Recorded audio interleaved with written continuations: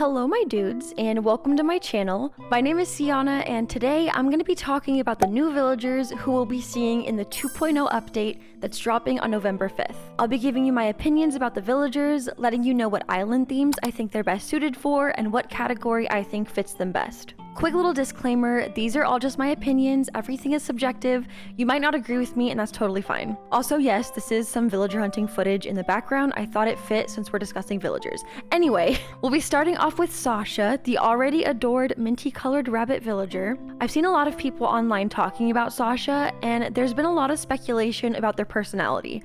Will they be a jock, lazy, peppy villager? If Sasha does happen to be a jock villager, then it seems fair to say that they will be a very popular Dreamie for those with Fairycore or Kidcore islands, since Sasha would be one of the only cutesy jock villagers in New Horizons.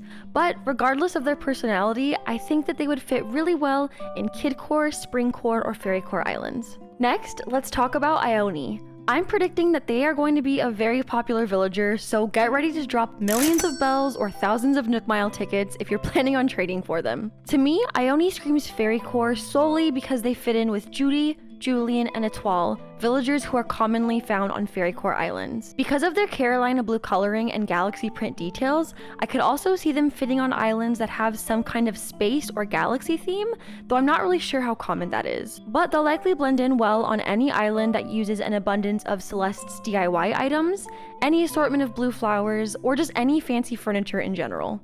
When looking at Tianchang, the newest monkey villager, no specific theme jumps out at me. A lot of the other villagers have very specific appearances that gravitate to certain island cores, but Tianchang seems like a very normal, plain-looking villager in my opinion. But that's not a bad thing. In this case, I think it actually works in their favor because they could easily blend onto whatever theme you put them in. Give them a black leather jacket and they can walk around your city, or throw on a flannel and they can walk around your autumnal island. I like the fact that this villager is so blendable and can easily be a Dreamie for you, no matter what theme you're currently trying.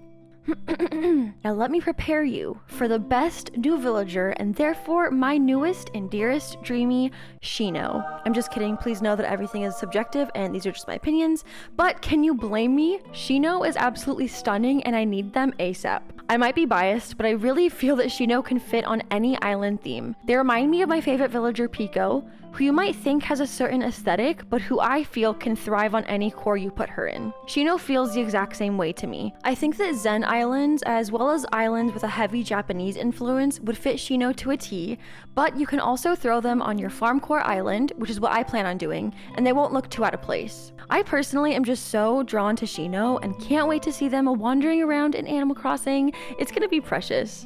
Let's talk about Marlo, our new little hamster guy. They give off such a specific vibe. They've got a 60s gangster fashion thing going on, and personally I adore it. He fits right alongside villagers such as Eugene, Apollo, and Bella. So like those villagers, I think that Marlo would be right at home on a city core island. City and urban islands are usually filled with cold and neutral colored items like street lamps, phone booths, cardboard boxes, etc. And for some reason, I feel like Marlo would look perfect hanging out on a metal bench or walking past a convenience store. And obviously, while you can take whatever villager no matter what theme you have, I do think Marlo would look a little bit out of place if you did put him on a more cutesy island theme, whereas he'll be thriving in the city. Petri is a pair of 3D glasses, but in the cutest way possible.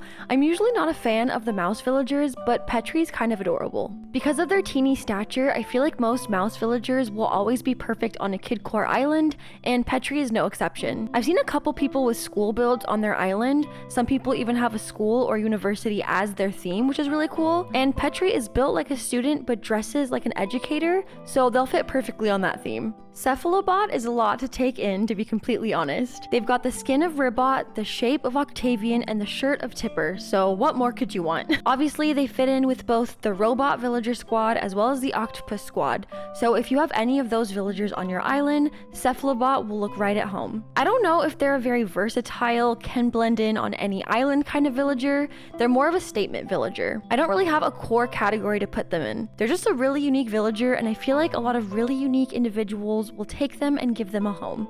What can I say about Quinn aside from the fact that they are absolutely stunning? All of the eagles in Animal Crossing give off model vibes to me, and Quinn doesn't stray from that little stereotype that I've created. Because of their pastel purple and light pink coloring, which I love, they would definitely work on a Fairycore or Springcore island, though the black shirt would have to go. However, dressing Quinn in darker or more neutral colors can make them fit on a dark academia or similarly decorated island. Because of how big and tall the eagles are, they scream regal, regal eagle, so I could also picture Quinn living on a very elegant, fancy island as well.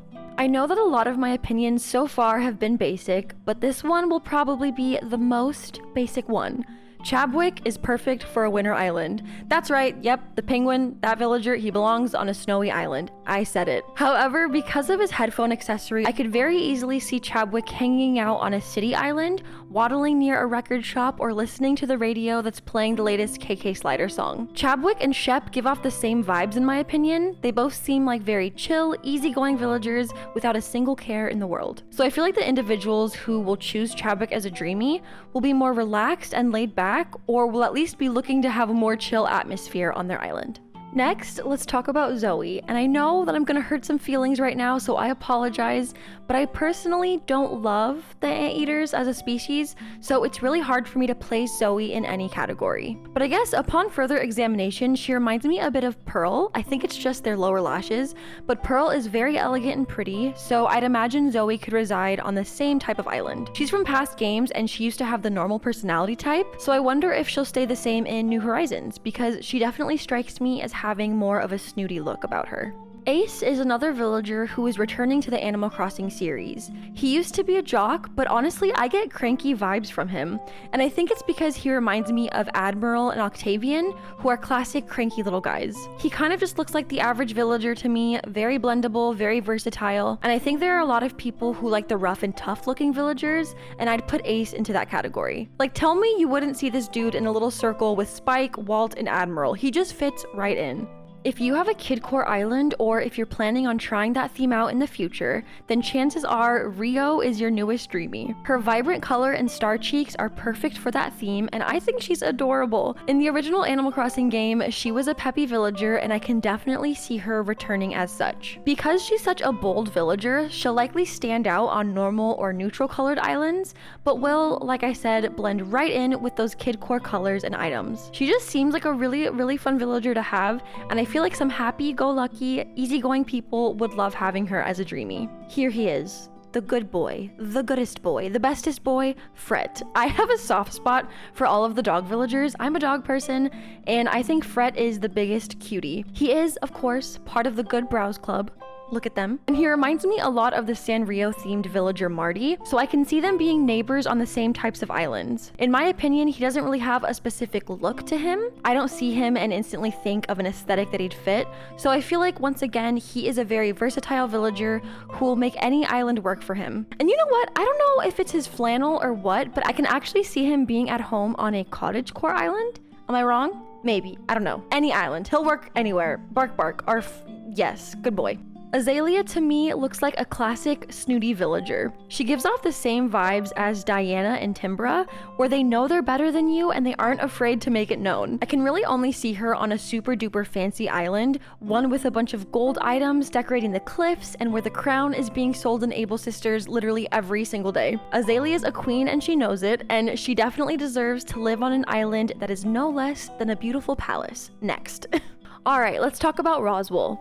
He was a character in an older Animal Crossing game, and if he does not return with the same lazy personality, then I'm suing, because look at him. That is the laziest boy I've ever laid my eyes on. I love him. I think he's so cute. His shirt screams put me on a tropicore island right now, but his color and cutesy vibes scream cottage and nature vibes. I think, like most villagers to be fair, what you dress Roswell in will make or break him on your island, you know? Like if you keep him in his pineapple shirt and you continue gifting him summery outfits, then a tropical paradise would suit him so well. But if you put him in a button down or a sweater, I think he's down for some cottagecore time.